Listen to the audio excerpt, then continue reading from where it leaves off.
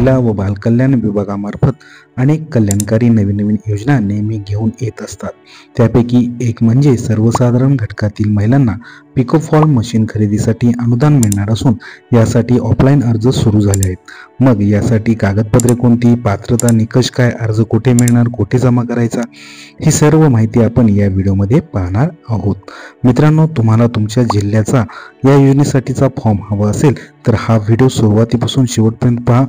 हा व्हिडिओ आवडल्यास लाईक करा, तसेच या व्हिडिओमधील माहिती सर्वांना माहीत व्हावी यासाठी या व्हिडिओला शेअर करा व अशाच नवनवीन व्हिडिओ पाहण्यासाठी चॅनलला सबस्क्राईब करून पुढील घंटीला प्रेस करा। तसेच टेलिग्राम चॅनलला आपल्या सर्वांच्या अगोदर व्हिडिओ पाहण्यासाठी जॉईन व्हा। तर चला व्हिडिओ सुरू करूया।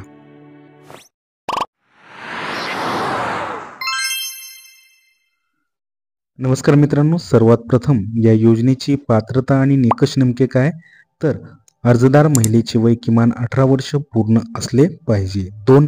लाभार्थ्याने पिकोफॉल शिवणकामाचे प्रशिक्षण पूर्ण केलेबाबत शासनमान्य किंवा नोंदणीकृत संस्था किंवा शिवणकाम येत असल्याचा स्थानिक दाखला आवश्यक आहे। आता मित्रांनो, जो कोणी अर्जदार आहे त्या अर्जदाराला पात्रता किंवा लाभ मिळण्यासाठी त्यानं प्रथम पिकोफॉल शिवणकामाचे प्रशिक्षण पूर्ण घेतले पाहिजेत।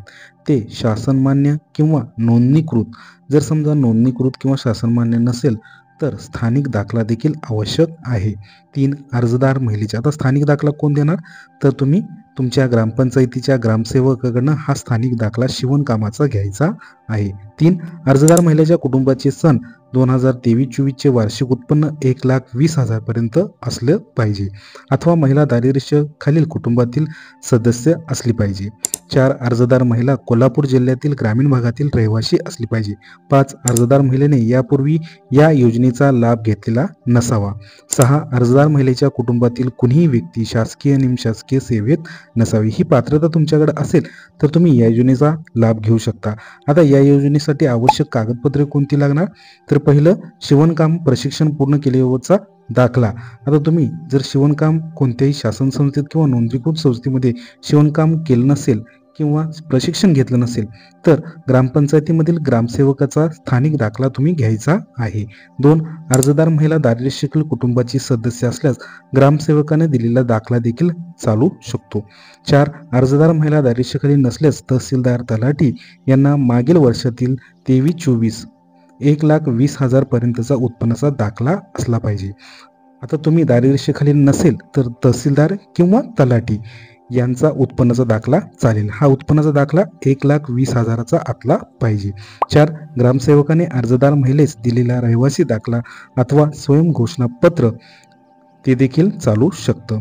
5. अर्जदार महिलेने यापूर्वी सदर योजनेचा लाभ घेतला नसल्याबाबतचा ग्रामसेवकाने दिलेला दाखला किंवा स्वयंघोषणा पत्र।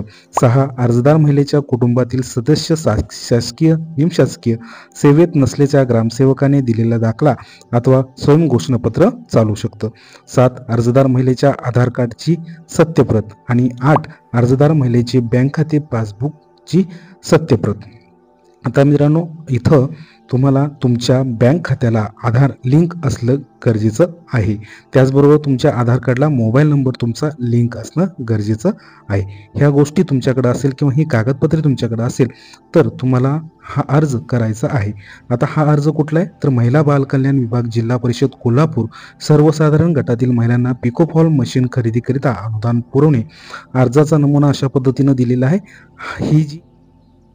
ही जी की योजना आहे, ही योजना जिल्हा परिषद कोल्हापूर यांच्यामार्फत राबवण्यात येत आहे।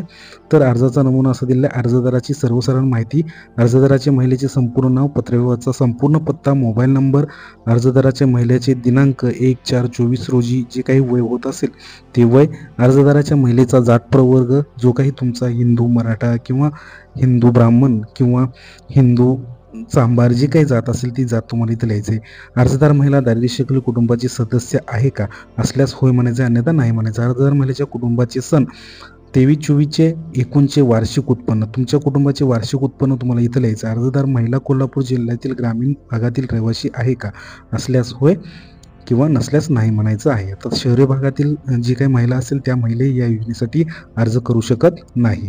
अर्जदार महिलेने यापूर्वी या योजनेचा लाभ घेतला आहे का, घेतला असेल तर होय, अन्यथा नाही म्हणायचं आहे. अर्जदार महिलेतील कुटुंबीय सदस्य शासकीय निमशासकीय सेवेत आहे का? आता इथं नाहीच म्हणायचं आहे. अर्जदार बँकेचा तपशील तुम्हाला इथं व्यवस्थित लिहायचा आहे. अर्जदार महिलेचे ज्या बँकेत खाते त्या बँकेचं नाव तुम्हाला लिहायचं आहे. अर्जदार महिला आधार जोडणी असलेल्या बँक खाते क्रमांक पासबुक क्रमांक तुम्हाला इथं लिहायचा आहे. आता मित्रांनो, इथं परत एकदा तुम्हाला सांगतो की तुमच्या बँक खात्याला तुमचं आधार लिंक असणं गरजेचं आहे. आता जे काही बँक खाते क्रमांक असेल तो क्रमांक इथे टाकायचा आहे. तुमच्या पासबुकावरील बँकेचा IFSC कोड तुम्हाला इथे टाकायचा आहे आणि अर्जदाराचा पासबुकावरील ज्याप्रमाणे नाव आहे त्याचप्रमाणे तुम्हाला नाव इथं टाकायचं आहे.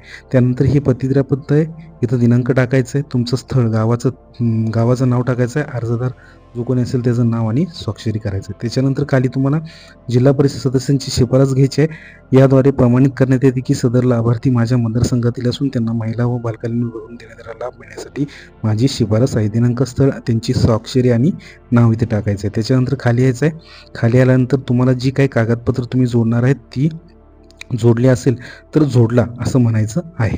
त्याच्यानंतर खाली यायचं आहे. बालविकास प्रकल्प अधिकारी यांची शिफारस घ्यायची आहे. इथं सही वगैरे त्याचबरोबर पर्यवेक्षक स्वाक्षरी यांची सही घेतल्यानंतर हा अर्ज तुम्हाला भरून जी काही कागदपत्रे सांगितली ती कागदपत्रे सर्व तुम्हाला या अर्जासोबत जोडायची आहे.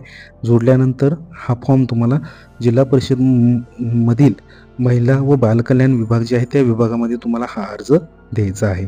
अशा पद्धतीनं तुम्ही महिला व बालकल्याण विभागामार्फत जिल्हा परिषद कोल्हापूर यांच्यामार्फत पिकोफॉल मशीन खरेदीसाठी तुम्हाला अनुदान तुमच्या खात्यावर थेट MHA-DBTद्वारे जमा केलं जाईल. निश्चितच मित्रांनो, या व्हिडिओमधील माहिती तुम्हाला आवडली असेल तर या व्हिडिओला लाईक करा.